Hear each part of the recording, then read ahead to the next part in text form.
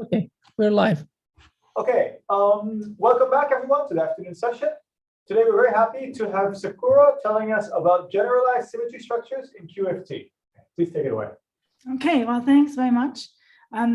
Thanks for organizing this really interesting, exciting meeting, which makes actually giving a talk here quite difficult because as a string theorist, you kind of like the unicorn in the room. You talk about things that really may or may not be there, probably aren't there, but still they're interesting structures. And certainly, I think there are paths to quantum field theories in a more sort of general sense of what a quantum field theory is. Actually, what I talk about is not so much focusing on things that we might write down sort of just as in quantum field theory per se, but actually also motivated from a more string theoretic point of view, theories that perhaps are less accessible to other methods. But I wanted to sort of start off with something where we all can connect to. Well, one of the generalized structures that I think we can all get behind are higher form symmetries, in particular, and one form symmetries. So if we just look at SUN Yang-Mills theory, the confinement or deconfinement phase transition can basically be characterized by the order parent being the Wilson loop, and whether that sort of has area law in the confining phase or perimeter law in the deconfining phase. And that's sort of something we can now relate or formalize this and relate this to symmetry, and that's sort of what's been sort of called the higher form symmetry. But of course, the center symmetry of a gauge theory has existed and been discussed before. It's just that so in this paper in 2014, that was sort of put into a more formal structure. And also what that led to is that we don't need to sort of constrain ourselves to one form symmetries. So these would be one form symmetries. These are line operators charged under this one form symmetry. You can generalize this to Q form symmetries. When are the charged objects are Q dimensional, and the charge measuring operators, the generators of the symmetry, are Q plus one dimensional topological operators. So that's sort of one extension, but something that emerged then relatively soon after is that these higher form symmetries, which, you know, if you've not heard about them before, you've not really thought about them before, they exist also in four-dimensional theories and of course in low-dimensional theories, but you know, they're not that exotic. They actually do form not necessarily just a product. So it may not be with the standard zero form flavor symmetries. You could, for example, form what's called a higher group structure. And that's sort of just one of the extension of what a symmetry is. So if you use the sort of standard zero form symmetries and maybe the one form symmetries, there's a whole zoo of these things. And one question is, can we understand what are the physical implications of them? What are the Toft anomalies? The standard questions you would ask about zero form symmetries. We would like to ask about these generalizations, in particular these sort of more exotic higher group structures. So the motivation why we would want to do that in a string theoretic setting is sort of really the usual motivation why we study, or some people study string theory is it gives us a framework how to address certain quantum field theories that we can certainly not study in any other way, or extremely difficult only to study them in any other way. And so that may be, for example, that you have just strong coupling and there's no weakly coupled sort of regime where the theory can be accessed. There is perhaps the absence of a Lagrangian, and examples for that are sort of 5D or 6D, so higher dimensional superconformal field theories. These are intrinsically strongly coupled theories. But then also non-Lagrangian theories that actually are obtained, for example, by compactifying such CFTs from 6 dimensional, 5 dimensions to lower dimensions. And they can, for example, also have confining properties. So it's interesting to ask the question, can we actually characterize confinement for such theories when we don't actually have a Lagrangian, or we don't have so something like Yang-Mills theory, and we can put on lattice or whatever method you would like to use is not available. And then the third sort of realm where string theory comes in handy is when you're looking at strongly coupled theories, trying to understand them from holography. And that's sort of the third sort of like that I might touch upon. So these are just some motivations that bring you to studying QFTs. And then in that setting, you would like to understand also what are the symmetries, what are the realization, the manifestation of, inside string theory. Okay, so let me sort of start with an example. Just I know this may be a mixed audience, maybe the audience isn't that mixed. I'll just give sort of these three things that I explained here. I just want to sort of give some flavor of why string theory may be useful to look at such things. So high dimensional CFTs, if you're in D larger than 4, you look at a gauge theory, the first thing you notice is basically that this sort of standard trace S squared term is actually an irrelevant term. So normally in lower dimensions, the intuition is, well, we should actually not be looking at such things. And this becomes relevant at long distances. So the theory is IR free. So certainly that doesn't smell like it's an interesting fixed point.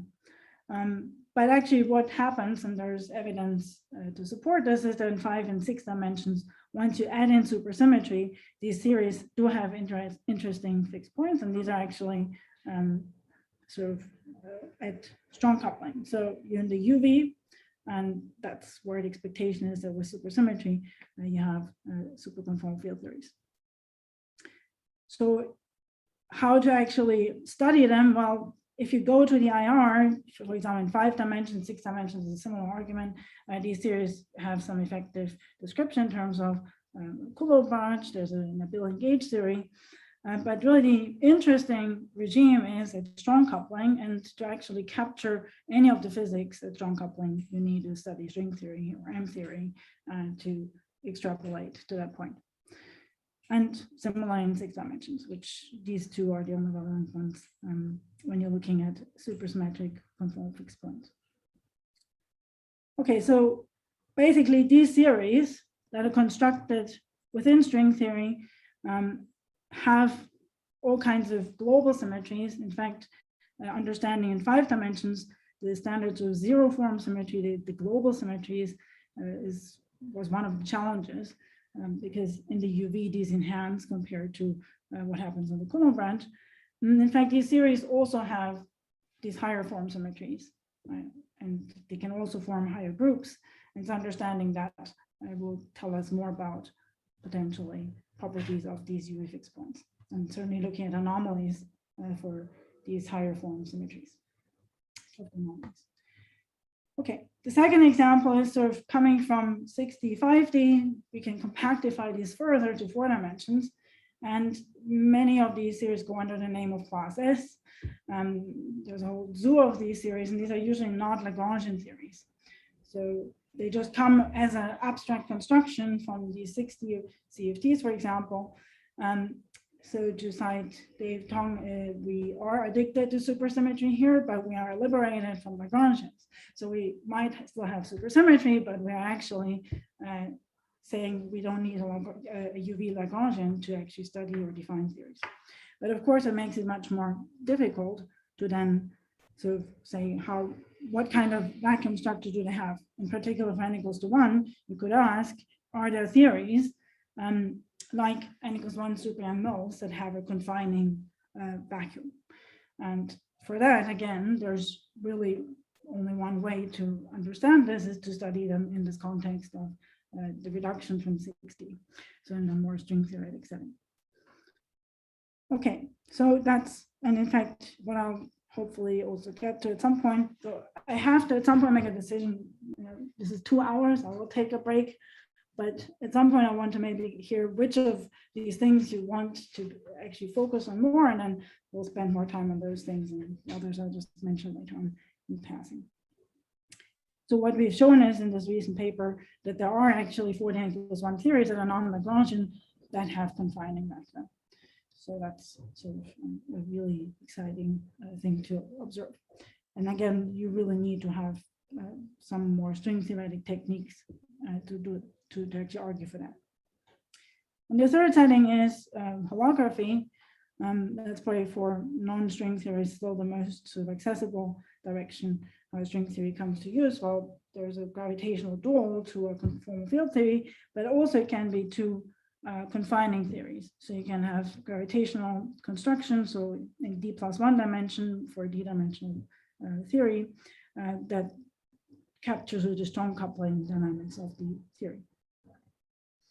But also when I say holography, I don't just mean sort of holography in the sense of ADS-CFT or the dual to confinement or Kleppner-Strassler, but you could also think of holography more abstractly as just the theory that is sort of, you construct a string theory in a string theory gauge theory with a non-compact sort of space, so put a non-compact Halabiao in there, and then a lot of the structure, the anomaly, the Toft anomalies, the background fields, for example, for the symmetries of the theory are actually encoded in that supergravity theory.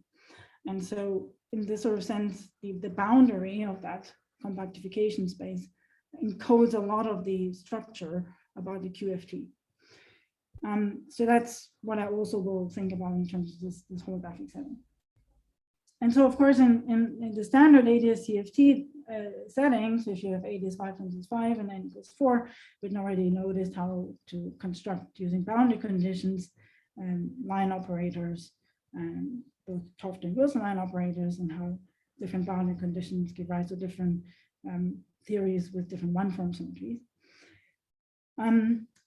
What's interesting, as I said, is sort of that really the supergravity here provides the background fields for the symmetries, and that allows them to sort of also look at the topological couplings in the supergravity, and they give rise to the Toft anomalies for the theory at the boundary. And here, the example I probably want to spend a little bit of time on is looking at the perhaps most physically relevant one for the n equals 1 super-Young mills and the holographic description of confinement. We're really putting that into the light of these higher form symmetries. We can learn a little bit more than what was done back in the day when Kleppner and Strassler studied this first. Okay, so that's basically the sort of 3 examples to give you a flavor of what the types of questions are that we'll be looking at, why string theoretic considerations could be useful. There is a lot of research here in this, and I basically want to discuss now in depth some of these topics. First, just to sort of set the scene, just discuss line operators and just some of the basics. And then really we could dig into some of these more in depth. And I'm happy to sort of say, well, if the audience wants to hear more about holographic questions or the confinements and n equals 1 with non-Lagrangians or actually higher group structures, and that's something I'm happy to sort of pick up on and then focus on that if there are certain preferences.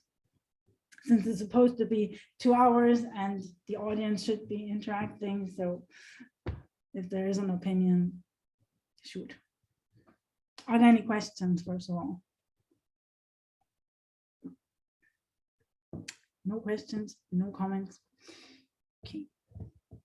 Is there an opinion about as to what you would like to hear? Because if you don't want to hear any of it, we can also talk about something else. So I would like to hear about the holographic confinement. Okay. But that's just me personally. I don't want to speak Yes. for the workshop. Other people should chime in. Yes, so since you say something, sure, absolutely. I put that first because I also thought that's sort of the most, it's very close to the n equals 1 story that most people will be familiar with.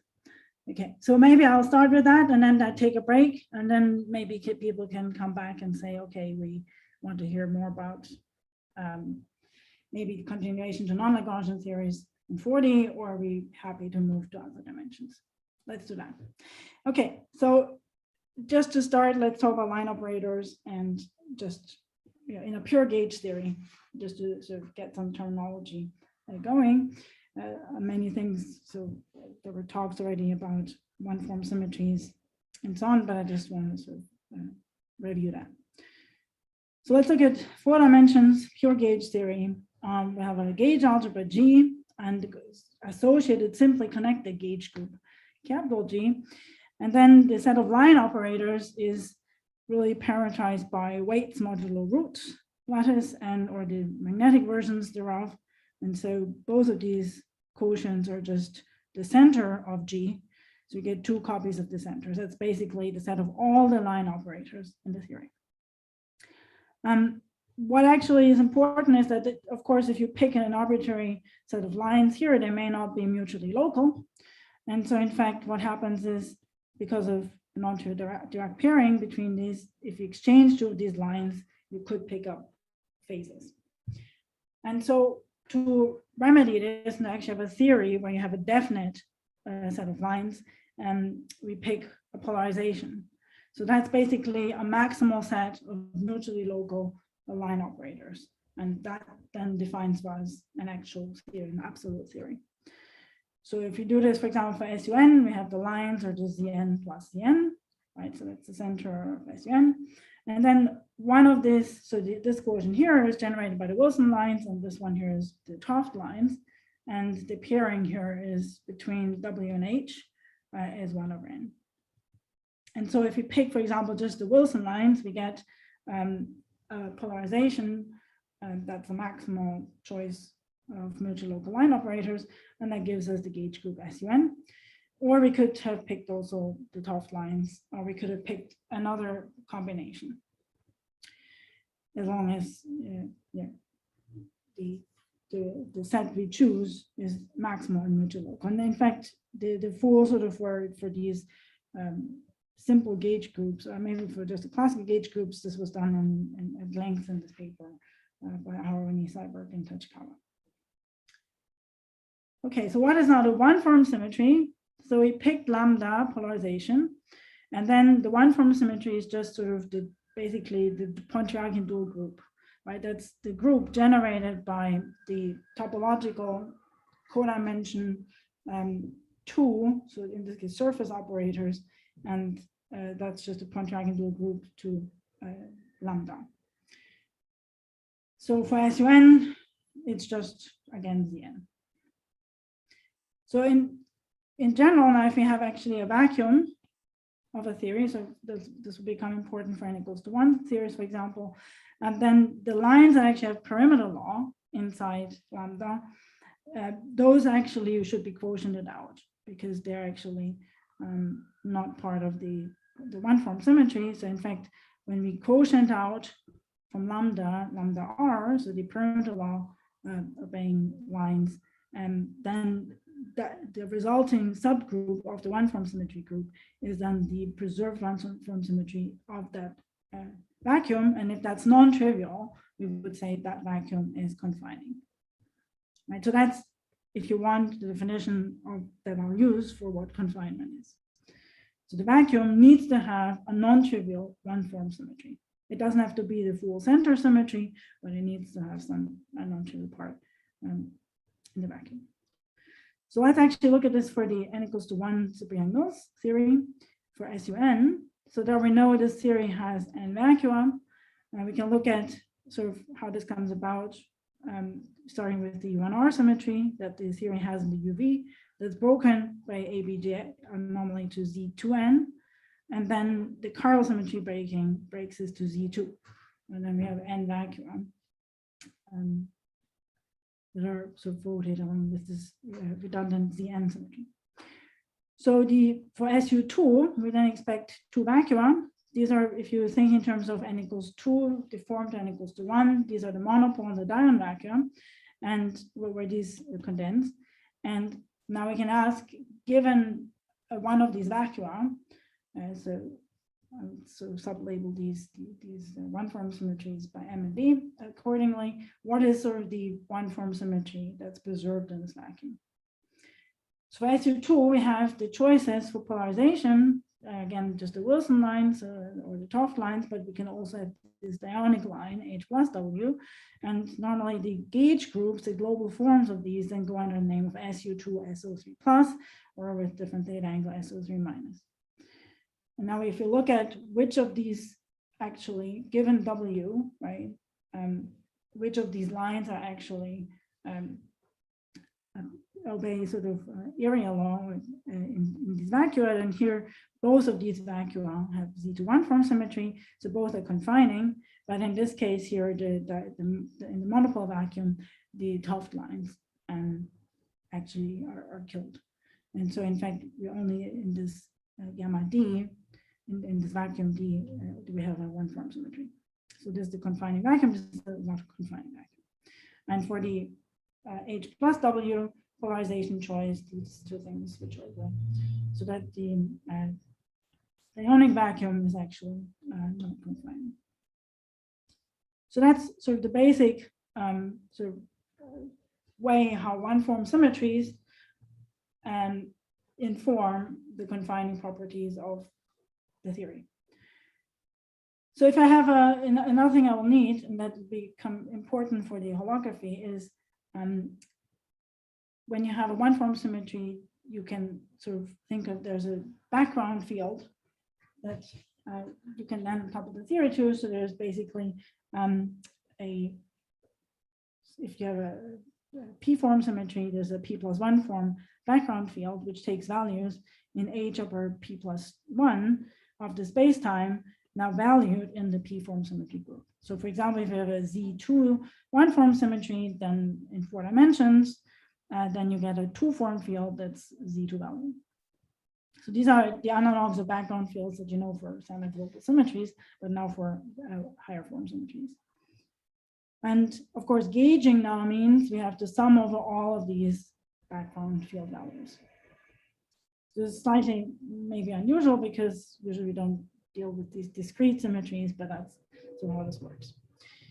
Okay, so for example, if we have an SUN gauge theory with the center, then we can gauge the center one form symmetry and then get PSUN in Mills theory or vice versa. And so this is basically, you could also gauge, of course, any K with GCDK and M non-trivial. Okay, so that's basically what, are there any questions about this general set of ideas about line operators, background fields, one form symmetries? Because what I would like to do then is to actually discuss this in this holographic setting. Okay, so why is it interesting to ask in holography, first of all, how we see the difference between, say, an SUN or a PSUN gauge group? Well, first of all, there should be a precise holographic dictionary. The statement is really the strong coupling, say, of n equals 4 super and Mills is captured by the 8s5 times 5 supergravity, or the superstring theory. So that should have that degree of freedom built in. I should be able to choose SUN, PSUN, and the line operator spectrum should then be different. So let's just go through this because that's very instructive to then later on generalize this to the holographic dual with confinement. So let's look at the standard 8s5 times, say, S5, or you could also look at Sasaki-Einstein if you wanted to for n equals 1 holographic duals. So these are solutions, these are exact solutions to type 2B supergravity with this geometry. And then there'll be fluxes along the S5 given by some integer n, and then the 5 form flux, of course, is self-dual in 2B. And for the case of the S5 with this amount of flux, this is dual to 40 n equals 4 SUN super Mills. And here we're first of all agnostic about what the actual global form of the gauge group is. And so the question is, how is that encoded? How do I actually pick the specific global form here in this context? And so that's something that Witten observed already many, many years ago, basically in the early days of holography. While we look at the type 2B supergravity in 10 dimensions, And there's this Chern-Simons coupling, the topological coupling in 10 dimensions, that talks to the phi form that enters here, and the two form fields that we have in type 2b supergravity. So there's a 2 form, the NSNS 2 form, and the RR 2 form. And this topological coupling will now sort of play an important role in determining this global form of the gauge group. Sorry, could I interject with a question? Yeah, absolutely. Could you say a little bit more what these forms are? Are they background gauge fields or? So at this point, so up here, this is really, they're writing down a solution. So at the moment, here I've just written down, this is, the effective action for the type 2b superstring. So you're basically looking only at the fluctuation. So you're just looking at the zero modes, the massless fields, and then there's an effective action, and that has the topological coupling. When I'm writing here F5, I really mean there's a solution to the equations of motion as a supersymmetric background, which has background flux F5. Right, so this is really a background field. Now, I will get in a moment to studying actually what's interesting here is studying the fluctuations around that background, right? So what you would like to study is, in fact, reduce on this compact space S5 and just ask what in this 5-dimensional truncated supergravity is now sort of the effective theory. So the fluctuations around the given background. And those fluctuations I'll be denoting by these small case letters E2 and C2 in a moment. But F5 is then composed out of some other field. So what is the, or is it? No, so F5 is just the RR5 form field, right? So in type 2b supergravity, so if you just look at the superstring spectrum, right, the left movers and right movers, and you have an R or an NS sector, and the two bosonic sectors are the RR or the NS and S sector. So these are basically periodic or anti-periodic boundary conditions on the string. And basically the RR sector gives you form fields. So this gives you form field CP, where P for the type 2b case is even. Okay. And so in this case, so DCP, more speaking, is FP plus 1, and in type 2b, you have a phi form, and you can think of the phi form as essentially the flux that is associated to D3 branes, right? So this is what couples to D3 branes, which are 4-dimensional objects, right? So they couple to the C4. And the D3 branes are, the theory that lives on the D3 branes is exactly the superintegral theory. Okay. Maybe I explained to you something that you know, and that wasn't a question, but ask again. Thank you. So this is really like you're putting a background flux, and what we're really solving is for supersymmetric type 2b background. So the simplest supersymmetric background is flat space with no fluxes turned on. But in fact, here there's a background flux supported on this 5-sphere. Okay. So what I was just saying is what we would like to study is now what is the effective action in 5 dimensions for the fluctuations around the solution. And so if we denote the fluctuations for the 2 forms, right? So here actually, since I was just explaining this, so there's also, these are the RR fluxes, so they're RR forms. The C2 is also an RR form, but the B2 arises from the NSNS sector. So this is sort of the field that couples to the string world sheet, to the fundamental string in string theory, couples to B2. Okay, so basically what we want to do is study the 5-dimensional theory. So we, more speaking, integrate of this F5 over this S5, and then study what actually are the fluctuation modes, what kind of action do they have in 5 dimensions? And it turns out this is just n times B2 wedge DC2. So this is sort of the 5D topological coupling. You could also get this from consistent supergravity truncation on the 5 sphere. But here, more speaking, you just get it from this Chern-Simons coupling in 10D. And so this is now the action that actually will determine for us the global form of the gauge group. Okay, so the equations of motion, if you just look at this topological action, is NdB2 or NdC2 equals to 0. So that means that B2 and C2 are form fields, they're 2 forms, but they're actually discrete. So n times dB2 is 0 and n times dC2 is 0. And so what that means is we can now use them to actually construct topological surface operators. So we can take a 2-dimensional surface and look at this operator either I integral M2 of either B2 or C2. These are topological operators. And these actually, again, if you exchange these, they will have, like similar to what we discussed with line operators, they'll have a non-trivial phase that appears in this exchange. And that depends on n, so on this discrete Zn, but also on the intersection of these 2 surfaces. So it is some kind of, there's a geometric component to this and also a component due to the torsion of these fields. And so the idea is now that these surface operators, so these are still in 5 dimensions. If we now look at these surface operators and put particular boundary conditions on the surfaces, on the boundary of ADS, so on the boundary of ADS is where the gauge sphere lives, then we can either get Wilson or Toft lines from this sort of consideration. So if M2 has a boundary, which is a 1-dimensional line on the boundary of ADS5, then the fundamental string ends on the boundary, and that corresponds to the Wilson line.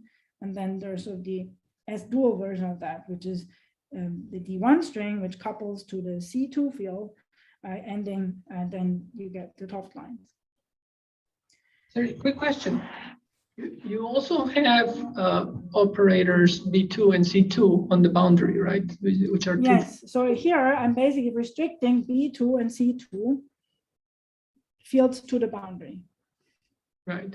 Right. And so, but so this operator, if I actually have M2 with a boundary, this just becomes a line, and along that line you actually just get like a gauge field.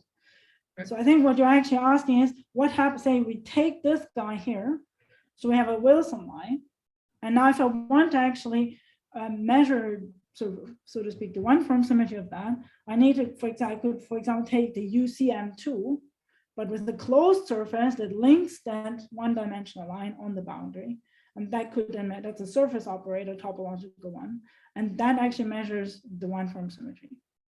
So in fact, the surfaces, if you have M2, let's say, let's give them a different name. So we have the sigma 2 with a boundary that's gamma, and we're looking at UB sigma 2, then that will actually link non-trivial with a UC M2, where say the boundary of M2 is empty, right? And now this equation here will essentially just say that line operator will not carry a particular charge under this topological operator, right? So this here will give rise to the Wilson lines, and this here will be the topological surface operator. So one of them is Wilson line, one of them is Toft line, you mean? Yes, but right, let's fix this here, then this is the Wilson line. Right. And then if I now exchange sigma 2 and M2, but keep B, in, so B is with M2 and C is with sigma 2, then I get the Toft lines. And then the generators of this magnetic one-form symmetry are the UBs. Okay, I think I now understand. Yeah, because in the bulk, you have both of them, and they satisfy this, right, in the 5-dimensional bulk. And so now you're basically restricting that to the boundary, where you now have basically a line, and that line can non-trivially interlink with the other surface operator. So these bulk operators, in other words, it sounds like that on the surface, they both play the role of the charged operator and the transformation. Yes, yes. So in fact, to now actually get a theory with a definite set of lines. So like, where you have lines that are mutually local, you, for example, have to pick, just like what we did before. Let me actually go back to that slide. Right, we have to pick the analog of this polarization. Right, so in the bulk, U and B and C will always have a non-trivial sort of exchange relation. But now as I go to the boundary, I can say I will put Dirichlet boundary conditions, say on B, but Neumann on C. Then B will furnish the charged line operators, and C will furnish the topological operators that actually generate the one-form symmetry. I actually discuss this in the next slide. I should probably have changed the slide. So if we, for example, pick now B2 Dirichlet, C2 Neumann, then the F1 strings end on the boundary, and the UCs are the topological operators that link non-trivially with these fundamental strings. Right, where the fundamental strings are the things that talk to the B2, and the surface operators these are the ones that come from UC. And then, of course, you can also exchange this. And in fact, you could also pick more complicated boundary conditions, or a combination where essentially only a certain subset of B2 and C2 have Neumann. So if you could, for example, if N has divisors, you could pick some more complicated boundary conditions and get some SUN mod ZK theory. Sakura, could you Yeah. read out the text that's in yellow? Because at least on our screen, we can't seem to read. Yeah, so it's just the Neumann, and here's Dirichlet. This is just literally, yeah, I will write it out here. So basically, this is Neumann, this is Dirichlet, and then the D1s are like, and you get PSUN, right? It's just the S dual statement. So one other way to actually see then that these line operators have one-form symmetry, or charge under one-form symmetry, that's Zn, is to look at what's called the Bianchi identity for these fluxes. So there's also a 7-form flux, which comes from dualizing one of the, you could think of, there's also C6 in type 2b. And that actually dF7 is given by F5 wedge H3. And if we integrate this over the 5 sphere, this here just gives rise from the background of the solution in H3.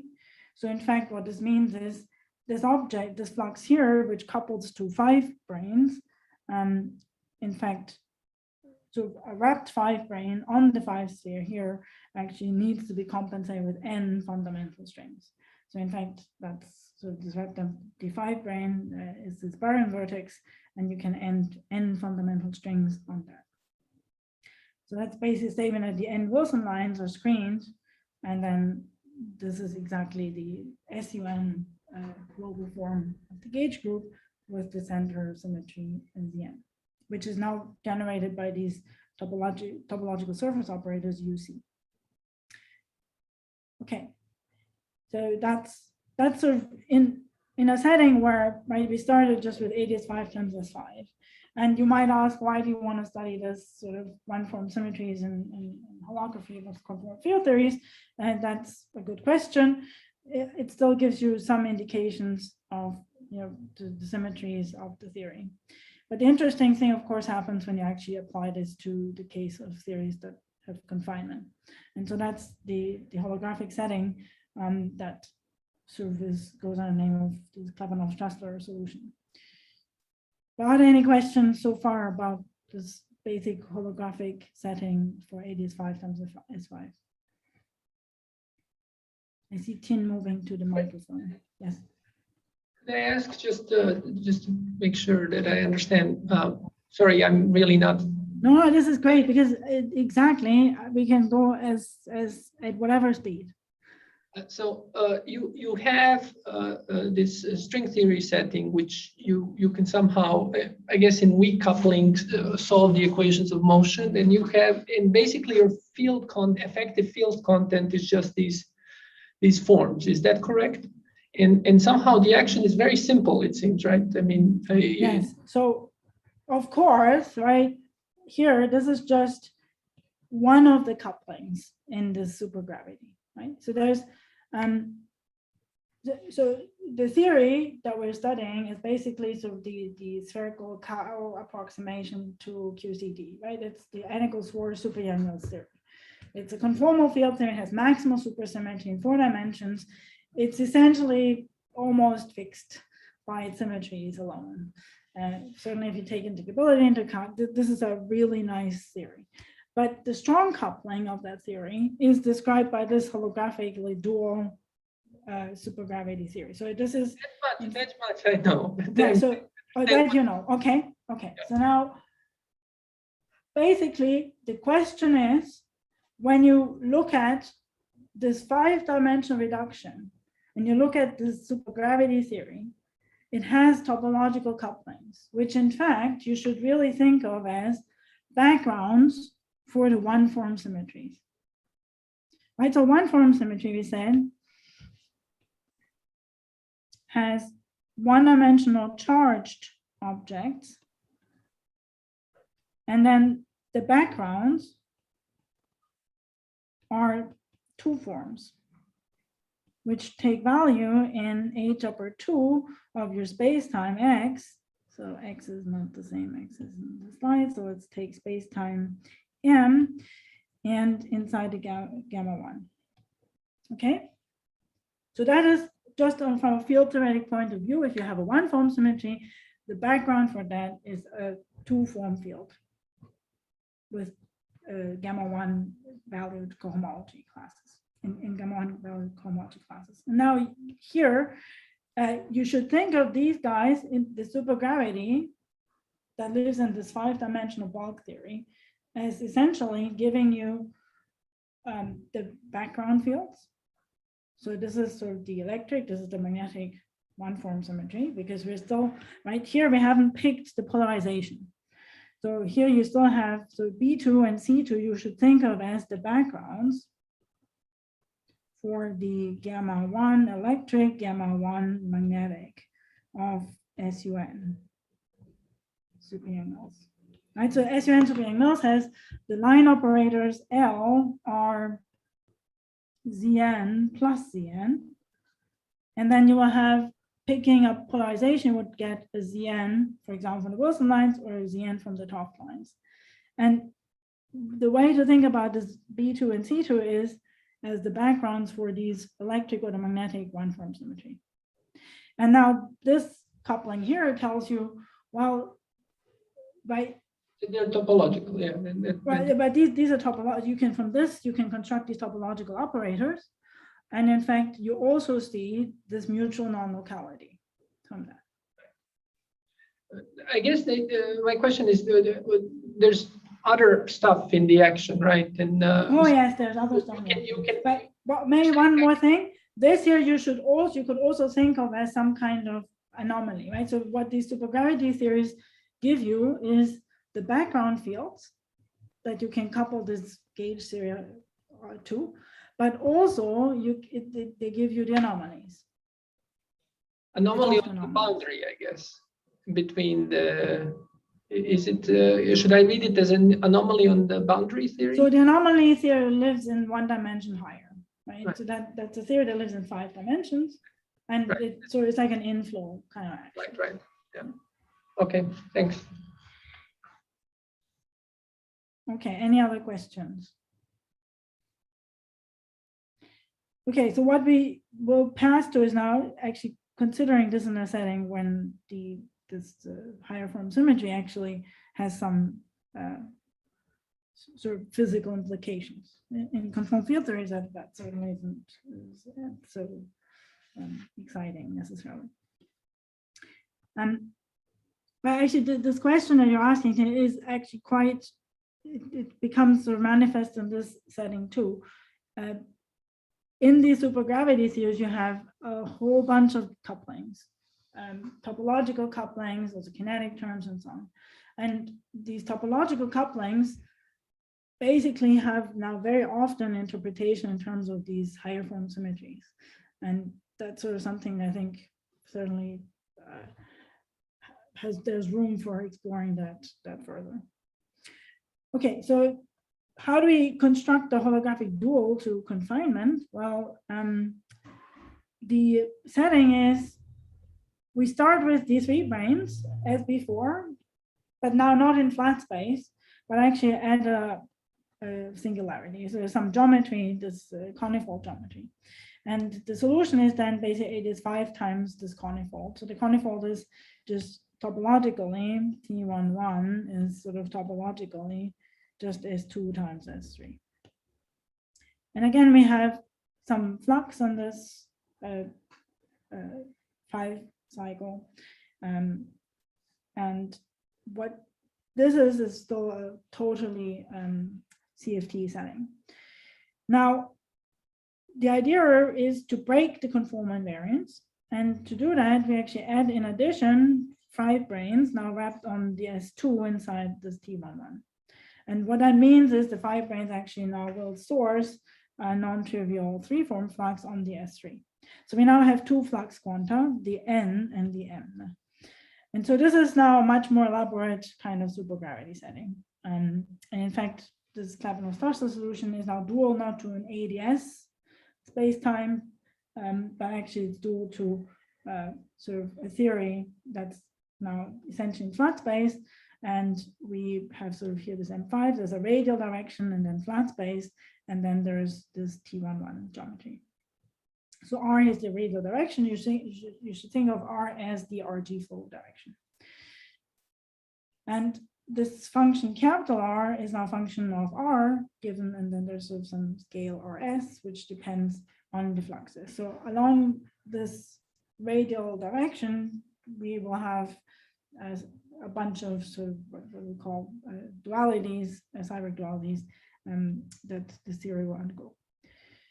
Okay, so what happens in this sort of solution is that the fluxes that usually want them to be integrally quantized, actually they pick up now a radial dependence. And so they cease to be integral for a generic value of R. So for example, there's a 2-form flux and then there's a 5-form flux, but these are now actually dependent on R.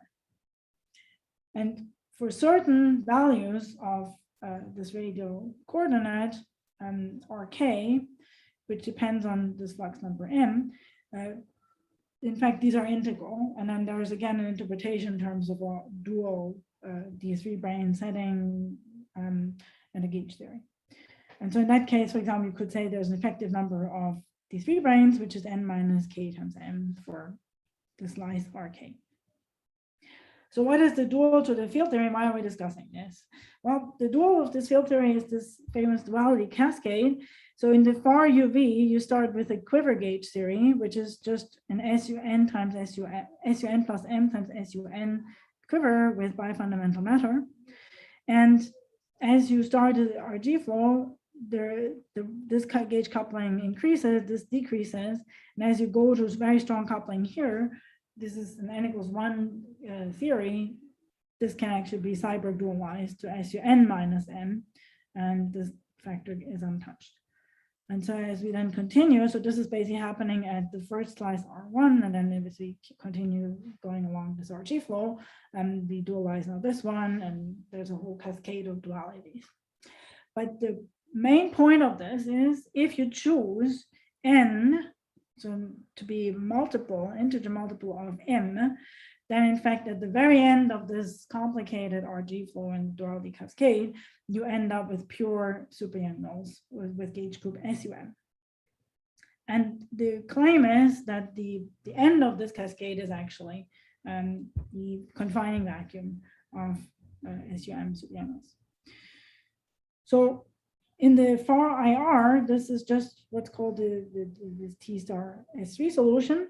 So in fact, you've sort of gotten rid of all the fluxes, and basically this is now supposed to be the geometry dual to the pure Young-Knowles thing. And so if you now look at this from the point of view of sort of higher form symmetries, what you actually want is that there is one form symmetry that's unbroken in this vacuum. There's chiral symmetry breaking. And there should be in the IR some gapped phase. So there should be a TQFT that describes these n vacua that you would get from the chiral symmetry breaking. And what we've done sort of is reevaluating the solution. So the solution with these fluxes, this is working together with Mariki, who's actually in the audience here, and Fabio and another student of mine, Derek Gold. And to really get now from, again, this 5D supergravity theory, all the different couplings and all the anomalies, and also the constraints that then determine the TQFT and the IR. And so in some sense, it sort of illustrates that you have this topological field theory, or all these topological couplings in the supergravity theory really fill with some more life by sort of thinking of them as background fields for these higher form symmetries. So let's actually see how these 3 points come about. So how do we see the one form symmetry? Well, goes in the same way as in the 80s 5 times 5 case. So in the topological couplings in 5D supergravity from the Klebanov-Schuster solution, in fact, in the T11 solution, there's a topological coupling B2 which is C2, where now these are fluctuations. B2 is just the NS and S2 form field, and C2 is basically a 2-form component of the 4-form and the RR2 form. So this is just, think of it as another 2-form that's similar to the C2 that we discussed in the 80s 5 times 5 situation. And this comes with a GCD n, m. So we'll assume that this GCD is actually some integer k, some integer n, because we said, right, so we'll assume that n is equal to k times n. Okay, so the one form symmetry, again, just by analyzing again the boundary conditions, you get the one form symmetry to be the GCD nm. And again, the B2, for example, I could say we impose directly boundary conditions on the fundamental strings. Those are now the Wilson lines, and then the C2 topological operators will provide the one form symmetry, and they'll generate exactly as the mod GCD nm. And for each of these, so we can now check indeed for each of these RK slices that is sort of indeed true, that in fact, if you had GCD nm many fundamental strings, they would actually be screened. So there's sort of a similar argument to this Witten's argument for the baryon vertex in this case. So how does this go? Well, there's a 3-form flux on the S3, and along the RK slice of this RG flow, there's along the T11 now 5-form flux that's given by n minus k times m. And now again, integrating the Bianchis, we can see that over the wrapped 5 brane will actually screen n minus k minus m fundamental strings, whereas a wrapped D3 brane on this V-sphere screens m fundamental strings. So overall, then you exactly screen the right number, GCD and n many fundamental strings in this way. And that's sort of independent of k. So you start with a quiver gauge theory, and you can check also in the quiver gauge theory that that's exactly the one form symmetry, and the holographic dual implements this by considering these boundary conditions. Okay, so that's just reading off the one form symmetry. Is there any question about this? This is literally sort of similar to the 8s5 situation. Actually, can I ask a question? If it's unbroken, like genuinely unbroken, like in usual confinement, does it exhibit an area law? The line operators, I guess the Wilson yes. line. Yes. Do we have an area law for those? So yeah, that's a good question. So you would actually like to have a computation in this holographic setting to compute the expectation value of the Wilson loop, and you actually expect that to be sort of now obeying that. Now it's quite challenging, I think, to do this in this particular supergravity setting, right? Because you now really have to look at the surfaces, the Wilson lines with boundary conditions, so the fundamental strings with boundary conditions, and along the dimensional space-time, and now actually compute a Wilson with expectation loading. Right. What I'll show you is actually how you see. So indeed, this is sort of the one form symmetry, and that seems to be also persistent at the end of the flow, right? So you still see the full one form symmetry once you reach the T star S3 solution. Right. But maybe what is a good indication that there is actually an unbroken sort of one form symmetry, and the Wilson loop should have area law.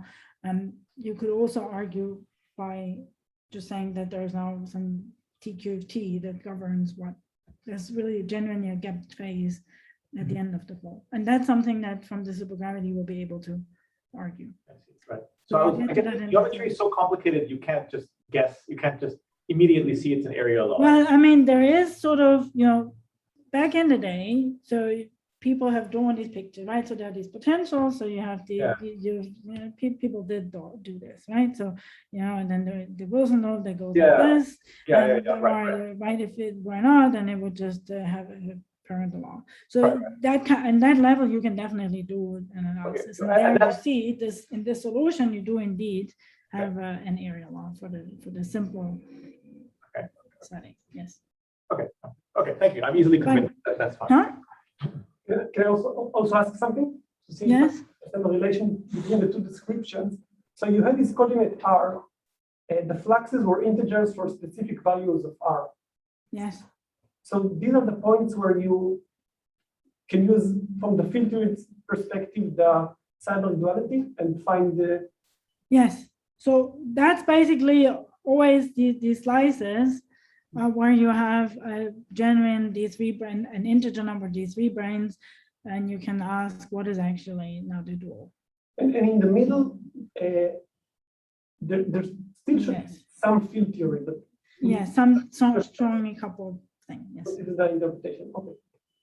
So in a way, right, what the flow is describing is doing this sort of you're going to strong coupling in this group, and now it's as you basically now can describe this in a dual frame in terms of a weakly coupled SN and SM. Right, you could also just think of this as a superguided solution, where at the very end, when you go to basically the IR, there's a sort of complete solution that's capped off with T star S3. So you don't need to worry about these intermediate stages if you wish to do so.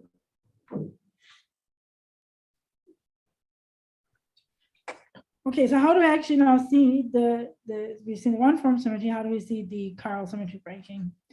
And that's actually very nice, again, from the 5D supergravity. So the supergravity has a coupling of a one form field, G1, which is DC0, C0 is an action field, and then 2 times M times A, where A is the background for the U1R symmetry. And so what we'd like to see is that U1R symmetry is now broken to Z to N. So that's the first step.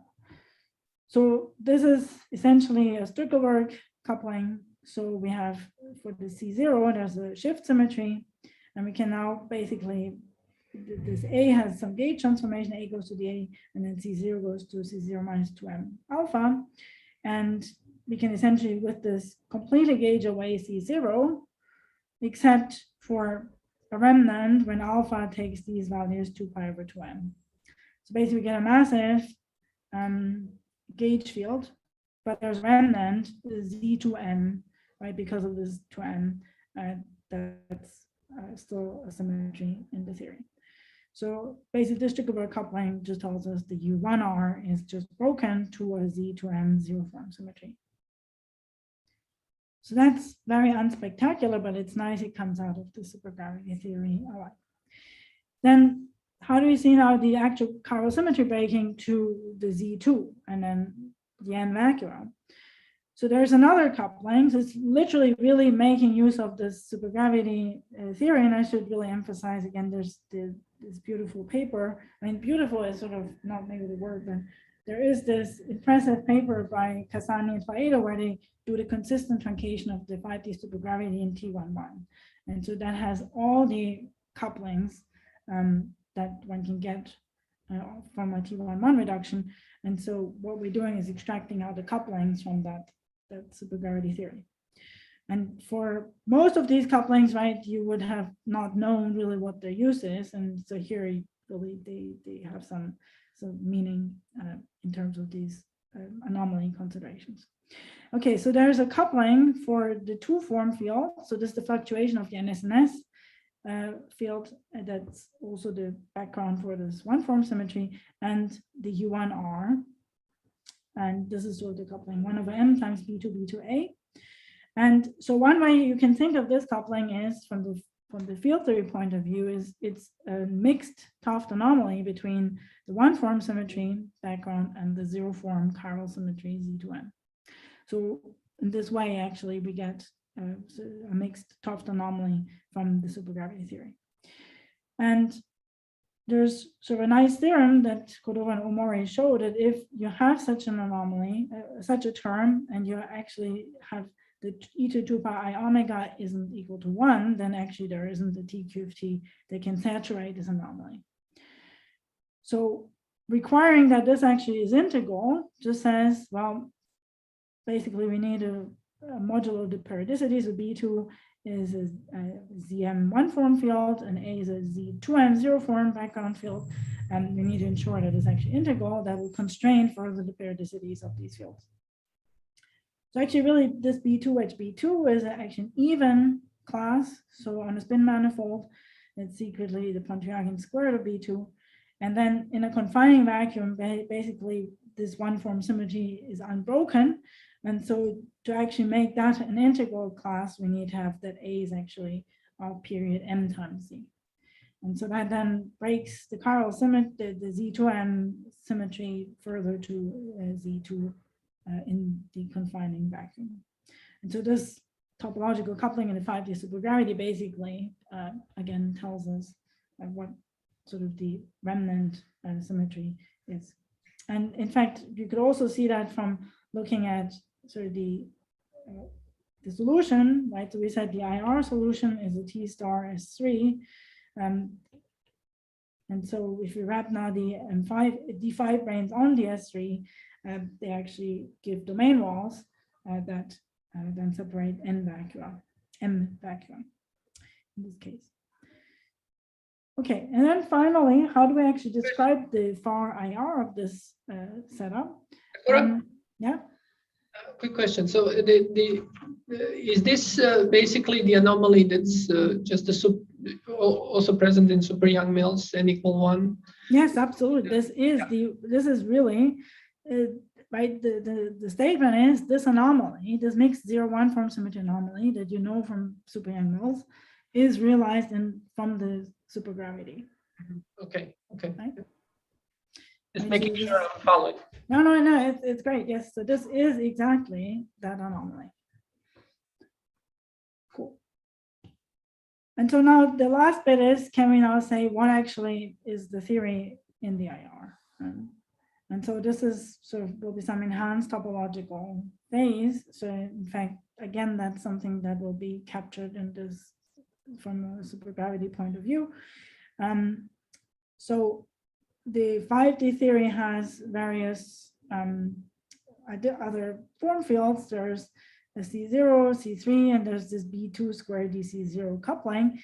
And in fact, when you take that and you restrict it to the boundary, identifying basically phi with C0 over M with some scalar phi, then this is actually the TQFT that was proposed already in the generalized global symmetry paper as the model that then characterizes the vacua of this, give you the N vacua of the Cyprian-Mills theory. Basically, the VEV of the scalar field takes values from 0 to n-1, and then the domain walls are characterized by C3. So this is basically the IR theory, and that's also, again, part of this 5D supergravity. Right? So in this case, we don't learn anything that we didn't know, but we learned this from basically looking just at the 5-dimensional consistent truncation in the supergravity and extracting from there. So one other interesting thing is that we see from this particular theories there's a gauge transformation of this B2 and this C3 field, and they actually mix. So from the supergravity point of view, that's just a standard thing, right? That higher form fields will have these kind of mixed gauge transformations. So the C3 field will depend on B2, on the lambda, on the gauge parameter of the B2 field. And so what this actually would have, this would have an interpretation now in terms of a three-group symmetry between this one-form symmetry and this two-form symmetry, for which these are the backgrounds. And so that's sort of another thing that I think the supergravity isn't surprising, because background fields have that property already. It's well known that they have such mixed transformations, but here there's sort of this interpretation also in the field theory, in this topological field theory. Okay, so that's sort of one way that looking at holography with one form symmetry, higher form symmetry, we learn something non-trivial about it. Right? We see certain things that we expect from the field theory realized in this supergravity setting. So, right, so what I want to do is maybe take a break and take some questions, or we can also branch out to a discussion of just this general set of ideas. Maybe we take a 5-minute break or something, if there are no questions.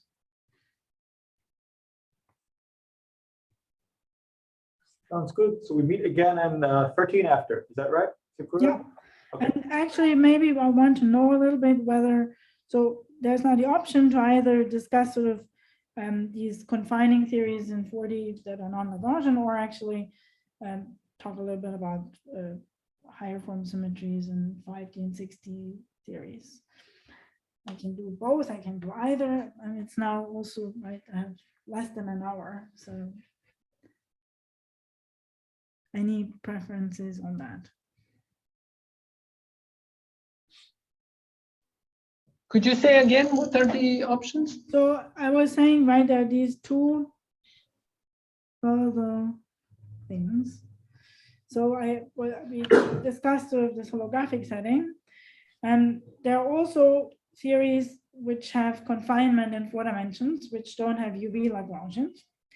And these are sort of like generalized class S constructions. And then also there may be higher group and higher symmetries in higher dimensional CFTs. Whichever. Maybe I am slightly preferring the higher group. Okay, so we could talk about this and then we see how far we go with that.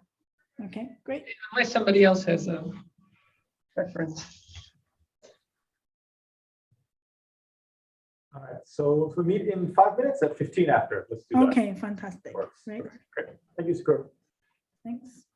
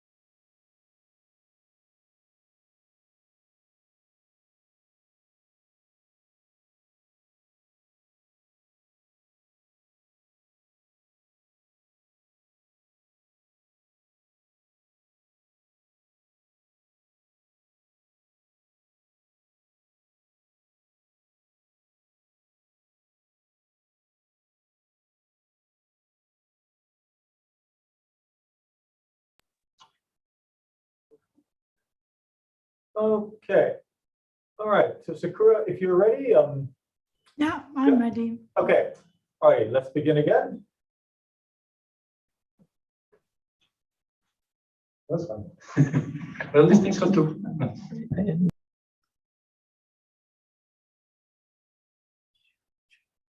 Just trying to screen share this again because it stopped doing that. Okay. Yeah. Cool. Okay, so we wanted to do some higher group symmetries or higher well, structures that are perhaps even more exotic. So we saw an example in this setting here, and I think that's sort of canonical for higher groups. There'll be sort of a more concrete way of seeing what this higher group symmetry is in a moment in 5 dimensions. So just maybe as a starting point, so since you call this the workshop Path to QFT, well, basically, one thing that is believed in string theory is that you can get all of these supersymmetric quantum field supercontrolled field theories from sort of the originator in 6 dimensions. So one reason why it's interesting to study these higher dimensional quantum field theories is that they may be sort of giving rise to all the possible low dimensional supercontrolled field theories. At least there are, to my knowledge, no examples of at least 5 dimensional theories that are not obtained in this way. So what is the structure of 6 dimensional SCFTs and why are they so somewhat exotic? Well, first of all, like in the as I explained at the beginning, right, these are strong coupling fixed points, so they deliver the UV fixed point. So the 60 maximal supersymmetric theory, they're basically classified by some ADE algebra. So it can be SUN, SON, or some E-type. And the theories have self-dual 3-form fields. So there's an H3 in the theory. And so these H3 fields, they couple to strings, and these strings are like 2-dimensional defect objects.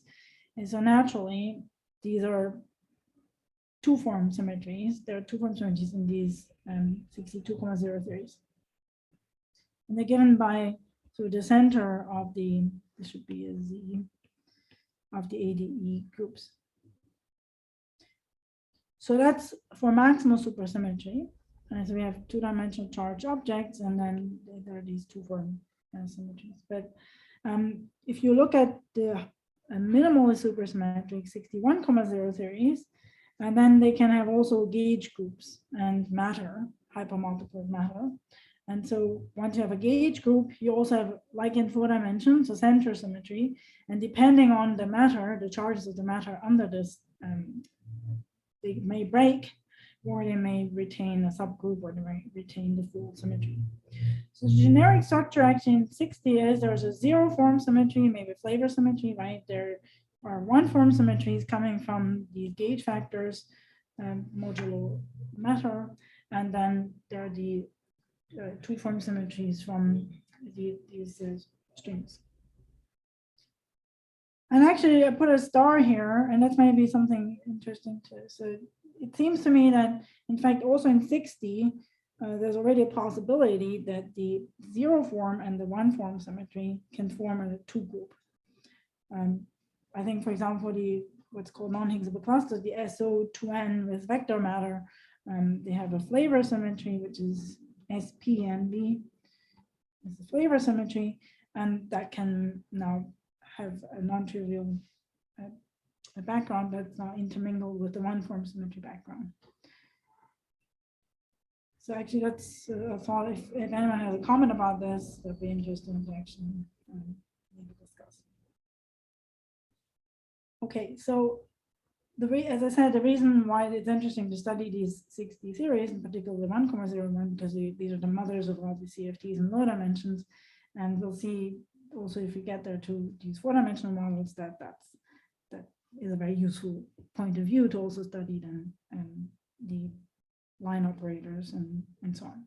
And the way you should think about how that descends, if you now compactify this onto the Riemann surface, then you can wrap the surface operators and the line operators on that surface, and then get higher dimensional, lower dimensional form symmetries in that way. So for example, two form symmetry in 6 dimension on the torus gives rise to the 2 sets of line operators in n equals 4 subunits. Okay. But maybe an important comment is that's usually not the full higher form symmetry. There can be emergent higher form symmetries that can occur in lower dimensions. But that's sort of the minimal input that you have from the theory in 16. So the case I want to maybe focus on a little bit more is the 5-dimensional case. So if you're just looking at a 5D gauge theory, like simply connect a gauge group G, that has a center Z, and if there's no matter, then that's the one form symmetry, and that works in all dimensions.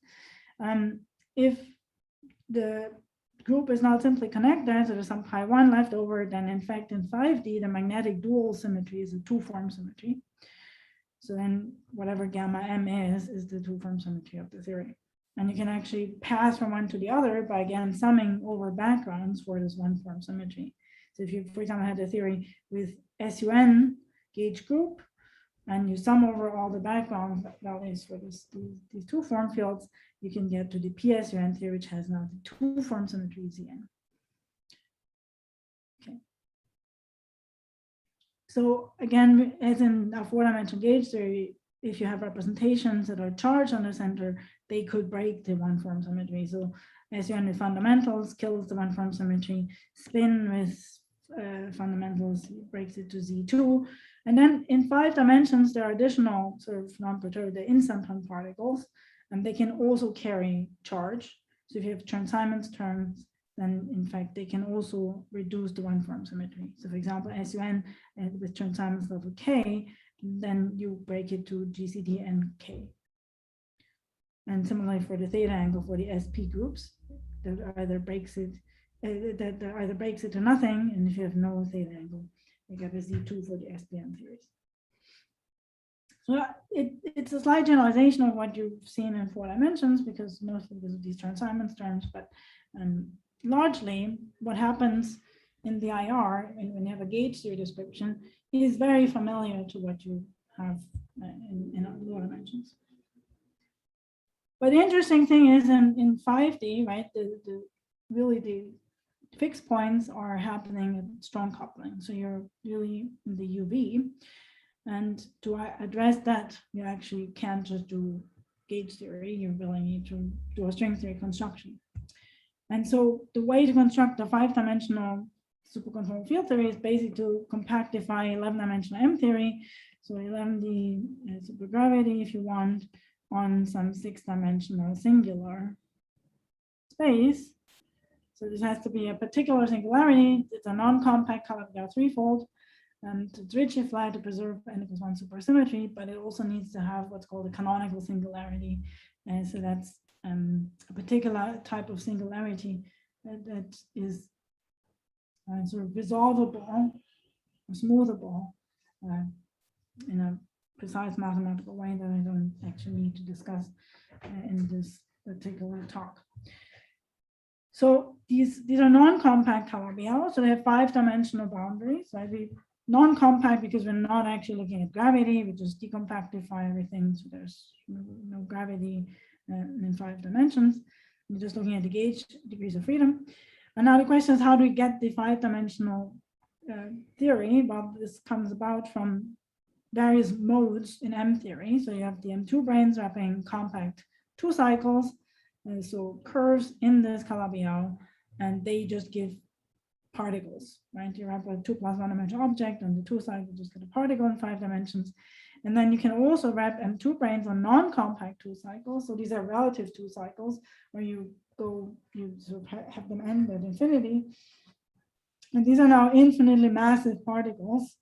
And so these are just the world lines of massive particles. So these are just line operators.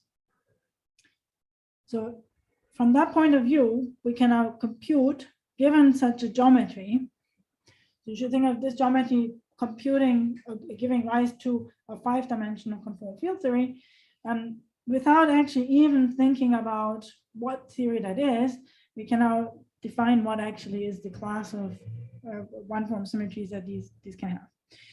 So we said we have non-compact 2 cycles, those are line operators. Then we have these particles from compact 2 cycles. Essentially, that's sort of the particles can screen the line operators.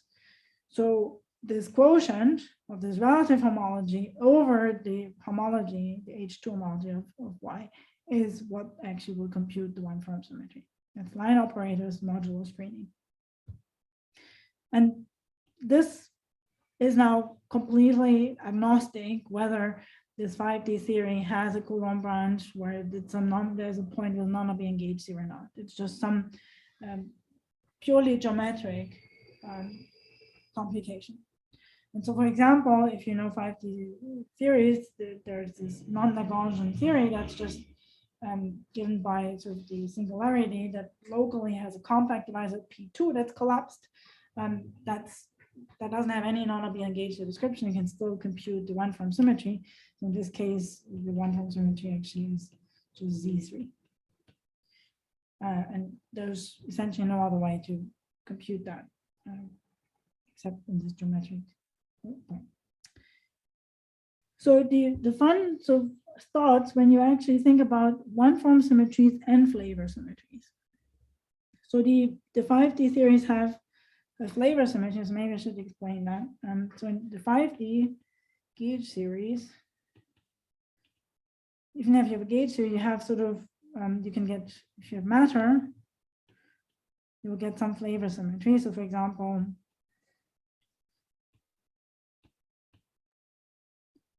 if you have SUN with fundamental matter, actually I can add a page in here. Let's do that.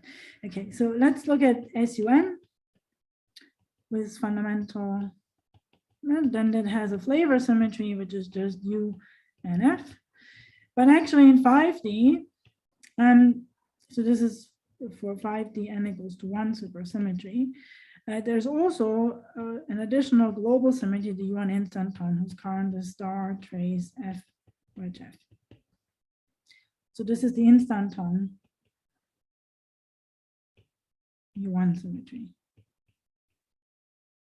right? And so this is somewhere in the IR, and now the claim is often what happens is that this flavor symmetry, so F times this U1, let's call this FIR, enhances in the UV to some group. So for example, if you take SU2 with NF flavors, so really SP1, then that enhances this. Here the flavor symmetry is actually SO2 NF.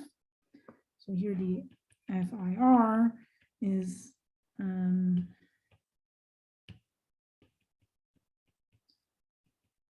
there's also the U1 instanton. Oops. And they actually enhance to, so in the SCFT, so when you go to strong coupling, they enhance to the ENF +1 symmetry. So what you would like to understand is, so in most of these cases, because if you have fundamental matter, you won't have a one-form symmetry. But there is one instance, so if you have SU2, 0, that has a superconformal field theory associated to it. This has a flavor symmetry algebra, so FIR, and I want to be actually careful here that I'm going to write just the, maybe I should also here write just the algebras because I haven't really talked to you about the group structure, but that also has a Z2 one-form symmetry. And so, in fact, sorry, so in the IR, of course, this is a U1, just U1 instanton. And so what happens in the UV is this enhances to an SU2. And now you can ask, well, this is a zero form symmetry. Is this the structure between these? Is that just sort of a product, or is actually something more going on here? And I wouldn't be discussing it if there weren't anything else going on. So in fact, the claim is that these actually form a two-group symmetry. So to actually determine that fully, we need to figure out what is actually the global form of this flavor symmetry group. And then also what are the allowed backgrounds for that? And what are the backgrounds for the one form symmetry? And can I turn on both of them at the same time, irrespective of another? And we'll see that there's actually some relation between these two. And that's sort of the signature of this two group. So this is just basically what I just said. So we're looking at the SU20 theory. This is literally maybe the simplest 5D CFT. So it has a non-abelian description as an SU2 gauge theory, pure gauge theory, and it has a one form symmetry because of that. And the algebra in the UV is SU2. And the point I would like to study the theory is actually at strong coupling, where we have to turn on some of the waves. So we are going on the Coulomb branch. We're not at the UV fixed point, but we're turning the Coulomb branch parameters. So we still have this non-abelian flavor symmetry, but we haven't sort of turned on any kind of gauge couplings. So the first question I want to ask is, what actually is the symmetry of that theory? And for that, it's useful to actually define what's called the structure group.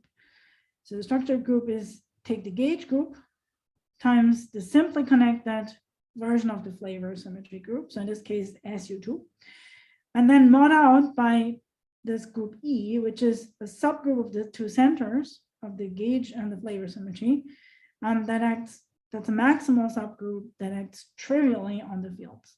So this is basically stuff that's redundant. That's not acting actually on the theory. It's just sort of going along the way.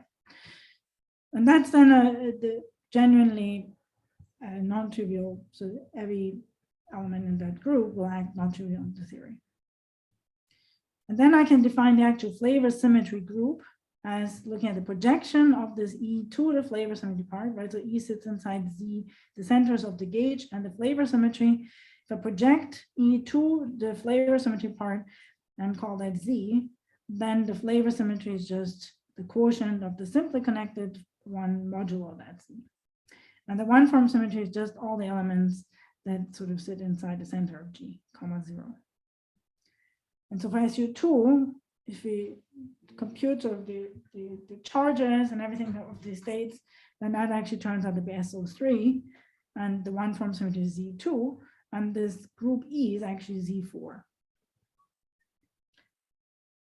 So I should make this, so I thought I had this comment here. So, okay, I took this out. So this here is actually consistent with both the superconform index, so partition function on S1 times the sphere, and then also with the predictions from an anomaly from the 0-1 form symmetry mixed anomaly. So this is an anomaly. So this is Pietro and Luigi's anomaly. This Pietro is there. This is essentially a constraint coming from the backgrounds for the 0 form symmetry and the backgrounds for the 1 form symmetry. The form, like in the Cyprian-Mills example, there's a mixed anomaly, and that constrains which of these actually, what the flavor symmetry should be. And also from the superconform index, there are no representations for a spin on half representation. So the actual flavor symmetry group should be SO3.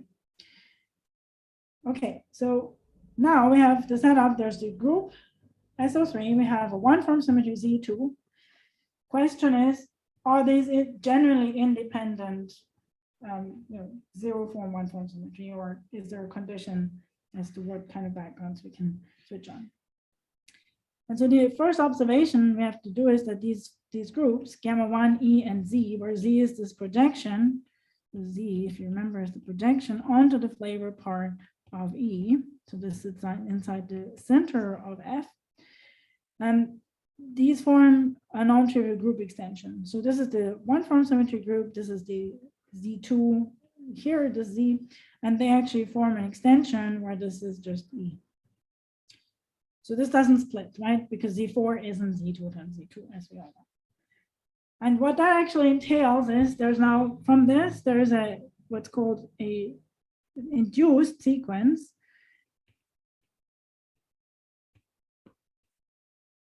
in cohomology, which essentially says if you have H2 of, well, let's take BSO3. So this is the classifying space for the bundles for SO3. So we have the flavor symmetry group SO3. We can turn on SO3 bundles, but they have an obstruction to become bundles of SU2. So this induces a sequence of the following form. Z4, okay, now running out of space. So you should not start a long exact sequence at the end of the line, because that's certainly not gonna check out. So actually, let me just move this here. So we have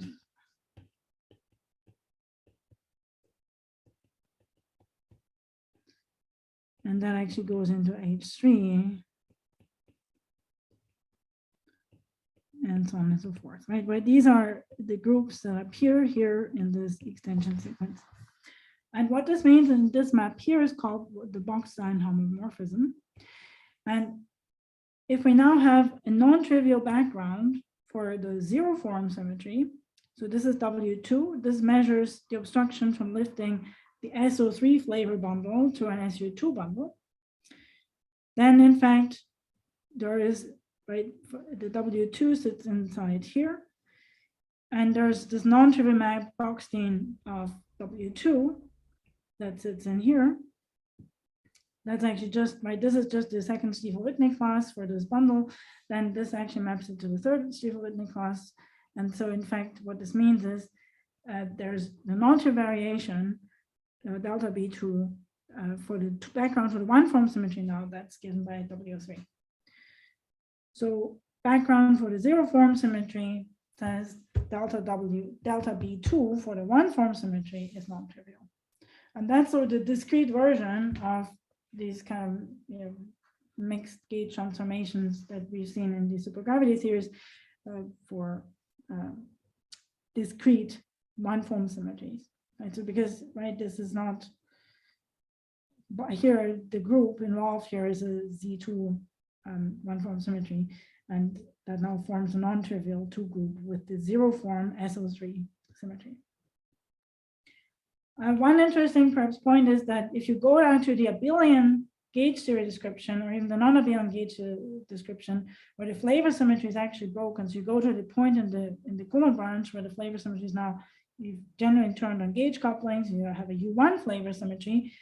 These classes are trivial in BU1. So here this is quite crucially that this is a non-abelian group, and there's no two group. And so there's sort of in the non-abelian description, no two group symmetry, but there is a two group symmetry as soon as you go to the SCFT or the Coulomb branch of the SCFT. And there are really generally loads of examples of this kind. So this construction where you start with this sort of extension sequence of these discrete groups that fit into this, that basically go into the construction of the structure group of the theory. You can apply this to 5D, as I just exemplified in this SU2 case, or to 4D. So Laksha wrote his paper, two groups in class S, and then recently also the IPMU group, Lee, Kantaro Omar, and Yuji Tachikawa, they wrote a paper for N=1 theories, checking also the Seiberg dualities. And in fact, a lot of this work is inspired by this paper here. So the punchline is, you may have naively thought, right, this is literally just an extremely simple gauge theory on the Coulomb branch, and but that has sort of quite an intricate higher group symmetry structure. Okay, Any questions? I probably have lost all of you, so maybe we should go back and perhaps see where I lost you.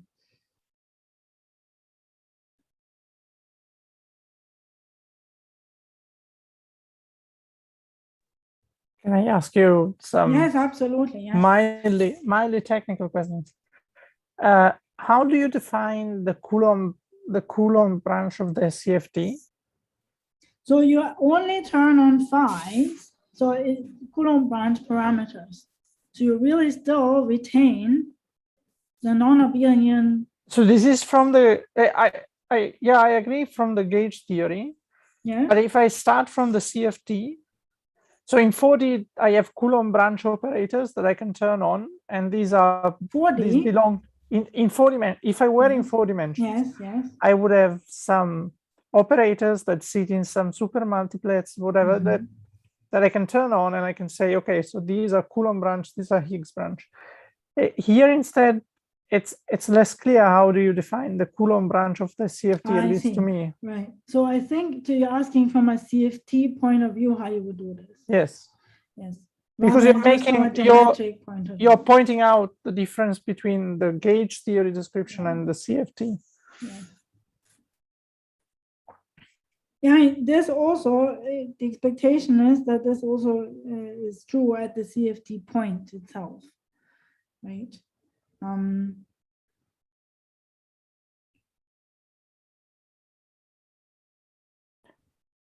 And you don't want it just in terms of giving finite size to particular geometric curves, right? You really want it in some CFT specific, what kind of deformations we need to turn on. Yeah. I don't know, that would be ideal. If there was such a thing, that would be ideal, because then I can, because see, well, yeah, you know, we have had the discussion. We have had the discussion before, but the example of the IPMUs, for instance, are always gauge theories, and also all the examples I know are gauge theories. Instead, here you're pointing out the difference between the gauge theory phase and the CFT phase.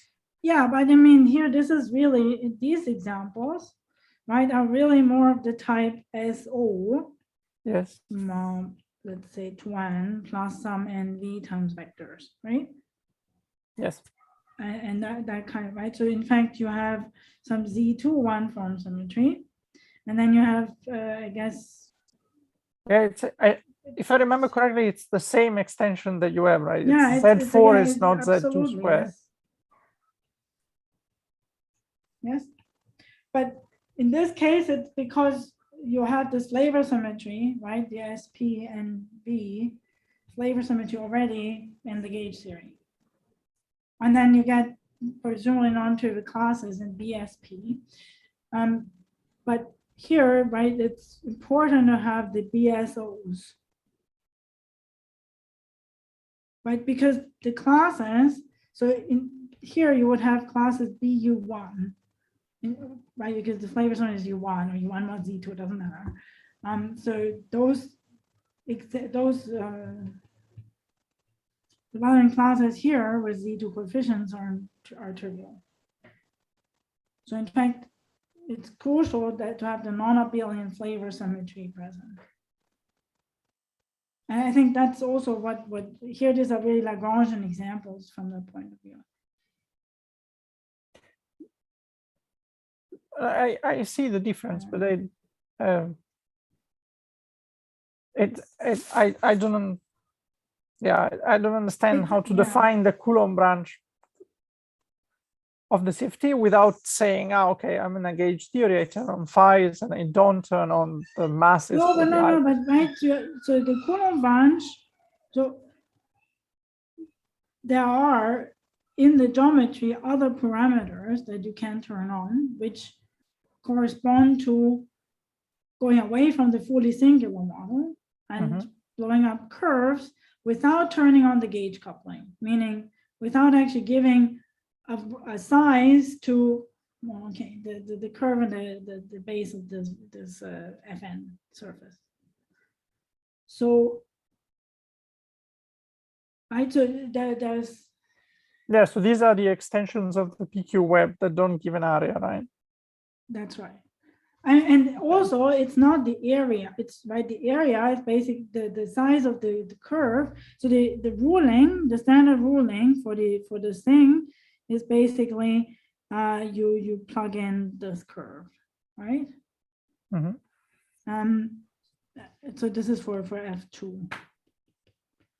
But the point is, you don't want to turn on the gauge coupling, but you can then still see curves that fill out the flavor symmetry. You don't give a size to the gauge coupling, but you can still.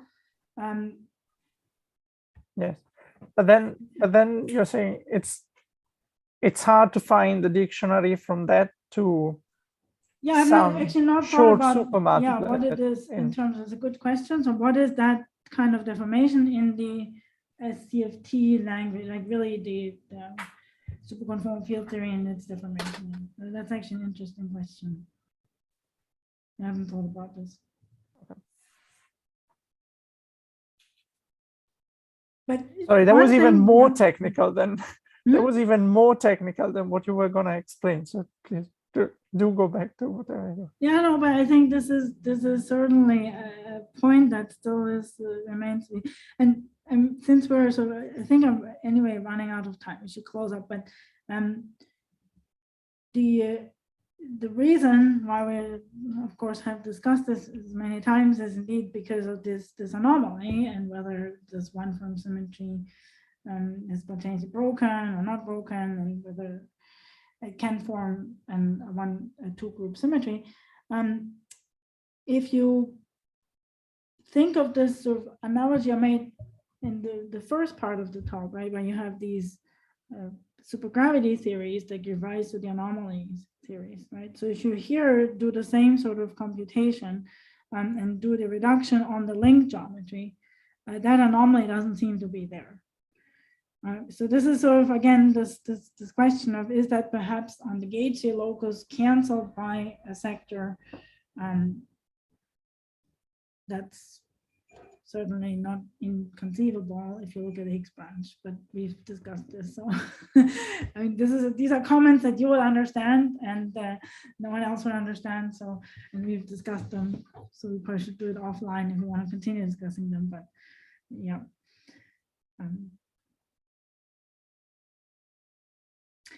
Okay, so yes, so the example that we discussed down here is that's basically a field theory. It's an n equals, you could do n equals to 0, I guess, but also n equals to 1 with a two-group symmetry.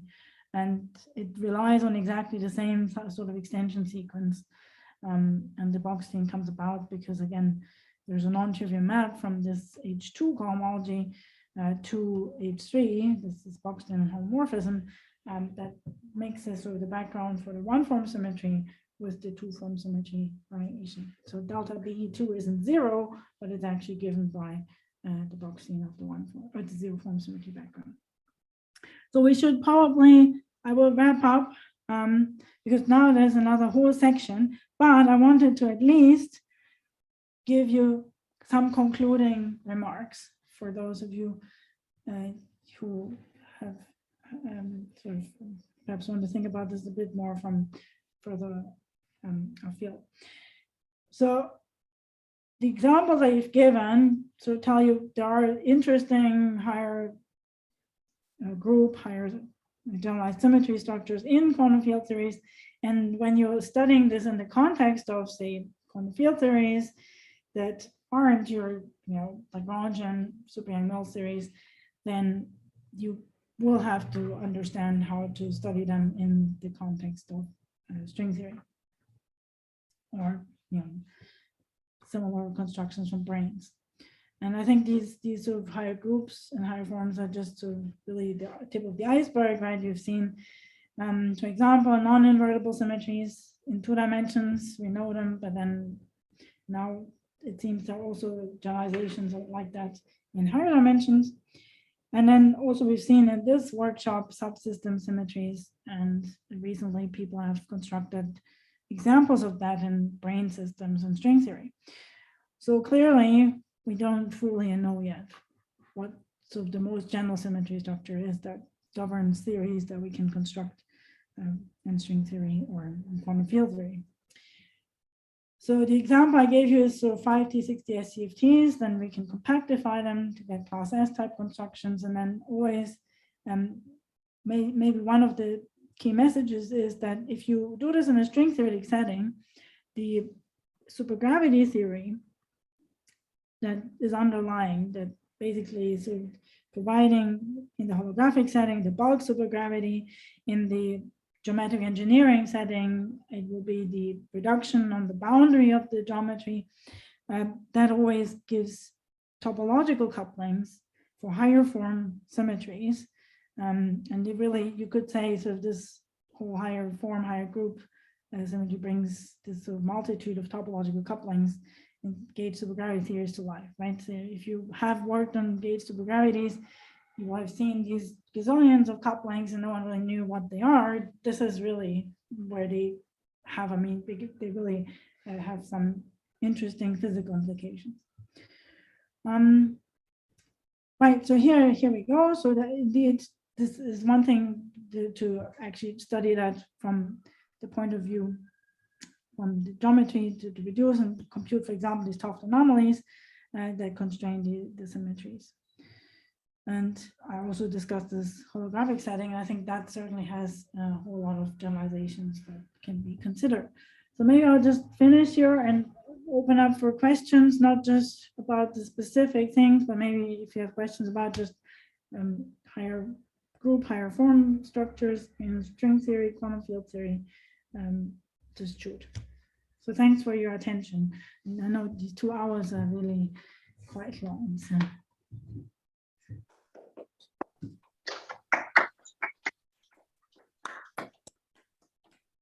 Okay, questions? Unmute yourself and ask. Maybe I will switch this off and then you can actually see who you are, because you're really tiny. When we start talking, I think you will see us bigger, no? No, because I'm on this other setting, but I can do that. Okay. Iñaki, what do you say? Is there 2-group symmetry in 60? I didn't see you're sitting there because you're very quiet, but and also Sophie, I think is there. But yeah, is there for SO with vector? Is there a 2-group symmetry? I don't know. But I was telling Sophie it would be very fun to reproduce the calculations you did geometrically. Yeah. Yeah, it's very curious. Yes. Yeah. No. I was just, while I was preparing it, I was kind of like, okay, well, there should be, because it's very similar to this thing that I just discussed as Pietro, right? This SO with vector, you can get from an NHC that you tune. And so that gives rise to potentially, I haven't seen that before, but yeah. It was super interesting. Yeah. Sorry? It will be very interesting, yeah. Yeah, it would be quite curious if that's the case. And then, of course, reducing it, you would generate them in also, I guess, n=4. Actually, I have a question, a general one. Do all known CFTs or CFTs or SCFTs in 5 and 6T, do they all have some sort of higher form symmetry? Sorry, what was the question? So in a sense, the existence of interacting theories in 5D and 6D is surprising, right? I feel like we should, you wouldn't have expected them. So I'm sort of curious, do they all have higher form symmetry? No. Oh, okay. No. I mean, right, let me share the screen again. Oops, microphone is off, but I want to share the screen.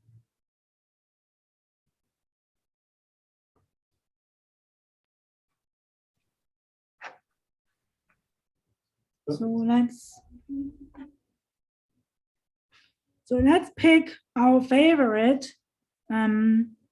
What's your favorite gauge theory? Let's pick SUN with NF fundamentals in 5 dimensions, right?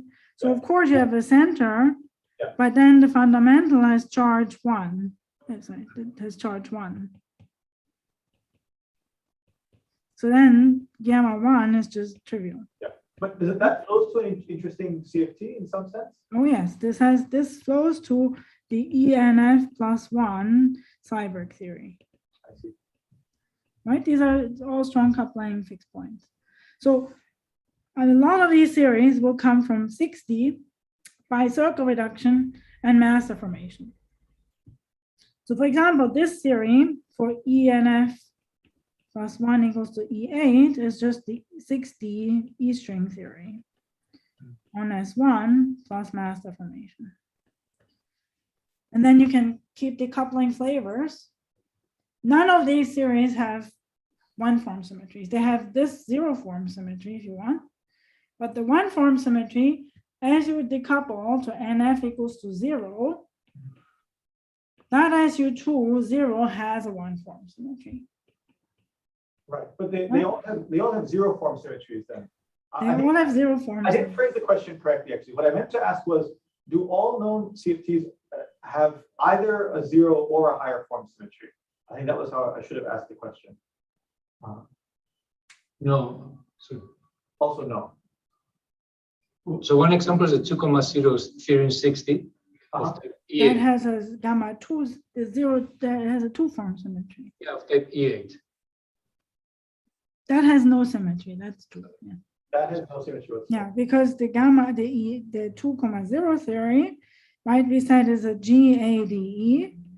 And so the two form symmetry for this theory is basically the center Right. of ADE, and that's trivial for E8, right? That's what Iñaki is saying. But Why maybe- would that be a criterion?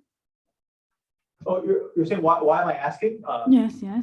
I guess I have this idea that theories don't want to be gapless and they need to have a reason to be gapless. And maybe this is not a good, this is because I'm a pretty non-supersymmetric person, I guess. So I imagine fine-tuning things to critical points. And so if you have a symmetry, then it's reasonable. You're at a critical point that you're trying to control.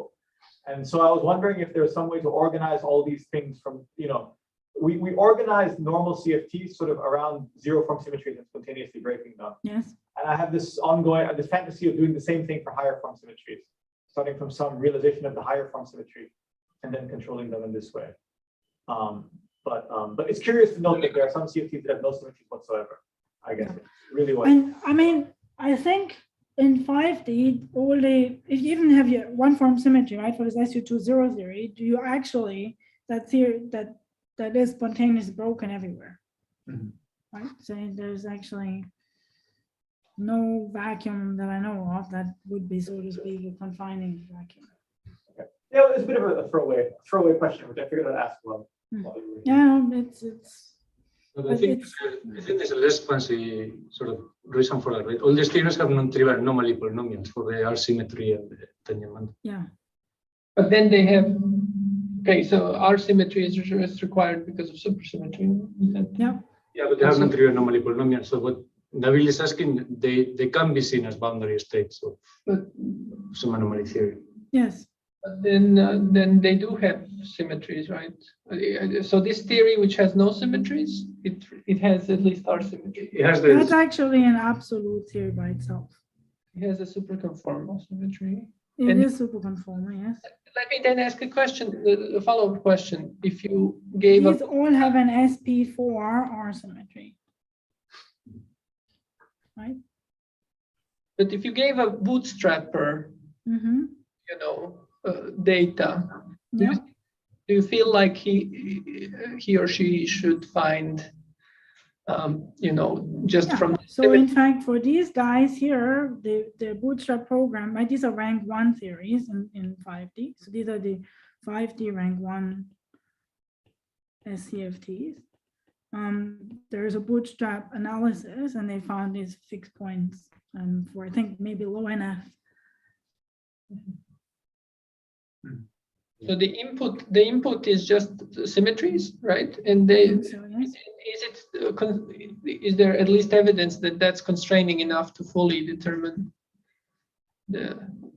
or is there some superconformal manifold? I guess. No, they don't have, they're like isolated fixed points. I see. Yes. Because right is essentially you have these isolated fixed points and then you deform and you basically go to methods to some kind of IR free gauge theory description.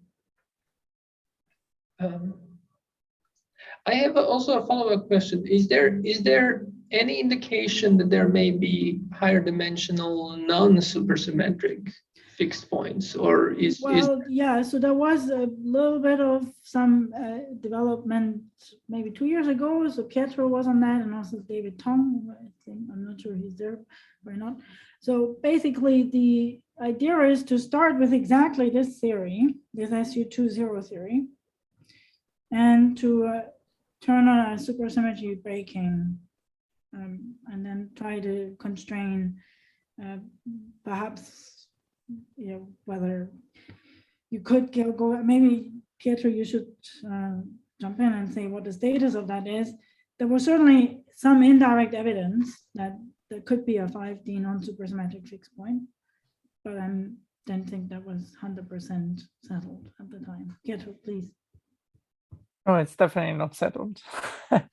The optimistic view is that there should be a CFT, but yeah, the idea is to do some deformations of the SCFT point that do not preserve supersymmetry, but in some regime are still controllable, and then check some contact terms in some current endpoint functions and check whether they jump. And if they jump, this is a signal of some massless degrees of freedom, and perhaps it's a second order phase transition. But is there some plausible model that maybe can be simulated and at least numerically checked? So yeah, so this particular case that I was describing has been studied recently by Cerone and Di Pietro, but I don't remember their conclusions. Sorry. So we're actually running into time for the next discussion session. So let me suggest that we first thank Sakura one more time. Thank you. Well, thank you. Everyone stick around. So Ian and Shi, I think you're both here. Is that right? Yeah, I'm here. Hi, Ian. Let me just stop the live streaming because we're live. Okay. So this is the discussion session officially, I think, for Ian and Shi, where people can ask questions about their talks. But of course, please ask Sakura questions about our talk as well.